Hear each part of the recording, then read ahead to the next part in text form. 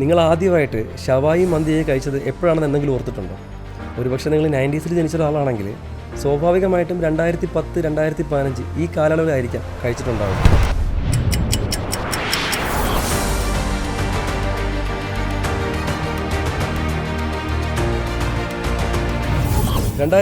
ടൈമിൽ ഷവായി അൽഫാം വന്ന് ഇവിടെ വലിയൊരു തരംഗം ഉണ്ടാക്കി. പിന്നീട് 2016 ആയപ്പോഴാണ് കുഴിമന്തി കേരളക്കര ആകെ ഹിറ്റായത്. ഫുഡ് ഇൻഡസ്ട്രിയിൽ സാധാരണയായിട്ട് 6 തൊട്ട് 7 വർഷം കൂടുമ്പോഴും ഇങ്ങനെ ഒരു ട്രെൻഡ് ഷിഫ്റ്റ് വരാറുണ്ട്.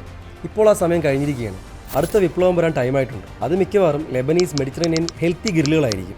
കേരളത്തിൽ ഇപ്പോൾ ഹെൽത്ത് കോൺഷ്യസ് ആയ കസ്റ്റമേഴ്സിൻ്റെ എണ്ണം വളരെ കൂടുതലാണ്. ടേസ്റ്റിനൊപ്പം ഹെൽത്തും തരുന്ന ഈ കാറ്റഗറിക്ക് വലിയൊരു ഫ്യൂച്ചർ തന്നെ ഉണ്ട് ആക്ച്വലി. കൂടാതെ സലാഡ് ബൗളുകൾ, ഹൈ പ്രോട്ടീൻ ഡയറ്റ് ഫുഡുകൾ എന്നിവ വിൽക്കുന്ന ക്വിക്ക് സർവീസ് റെസ്റ്റോറൻറ്റുകളായിരിക്കും, അതായത് QSR ടൈപ്പ് അടുത്ത വരാമണ വലിയ വിപ്ലവം ഉണ്ടാക്കാൻ പോകുന്നത്. ഈ ഗ്യാപ്പ് മുൻകൂട്ടി കണ്ട് ബിസിനസ്സിന് ഇറങ്ങുന്ന ആൾക്കാരായിരിക്കും അടുത്ത വരാമണ ട്രെൻഡ് സെറ്റേഴ്സ്.